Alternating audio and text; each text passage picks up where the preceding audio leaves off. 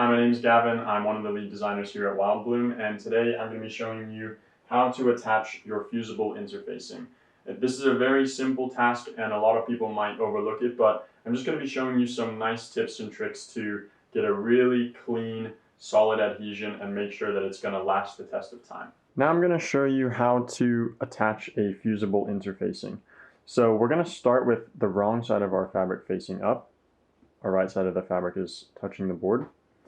And with our Fusible interfacing, one side is going to be really shiny like this, and another side is going to be matte. Our shiny side is the glue. So we want to put that shiny side down.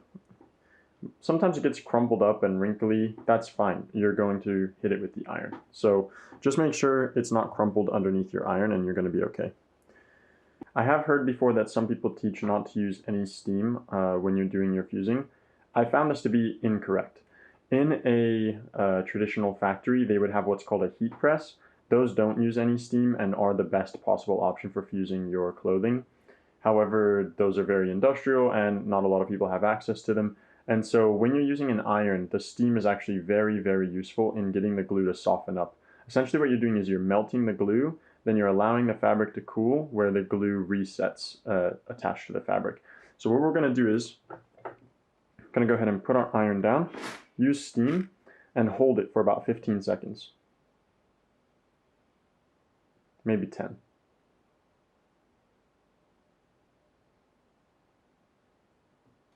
When we remove, we're going to use our wood block.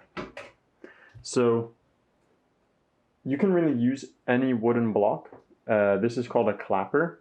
What it's going to do is we're using it to put pressure, and it's also going to transfer heat into the wood, so it's going to cool down our fabric faster.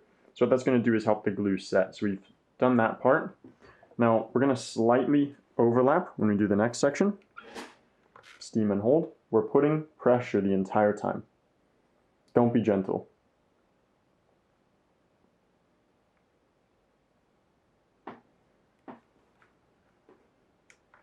Now when we remove, immediately with the clapper again,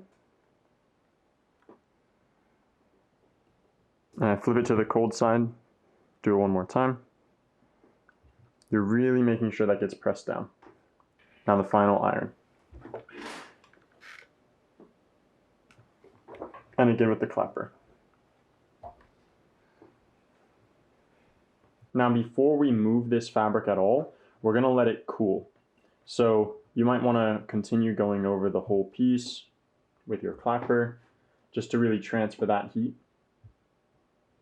If you move it when it's still warm, the glue's not going to be set yet and it's going to weaken your grip. Now that it's okay to lift, we can transfer that to a cold flat surface. I'm just going to move it to the other side of my board. Okay, so now that it's cooled and dried, our fabric is going to be much stiffer where we've used the interfacing. So this is great for collars, cuffs, and anything where you need that fabric to be stiffer. Also great to do when you're doing jet pocket, welt pocket, something like that.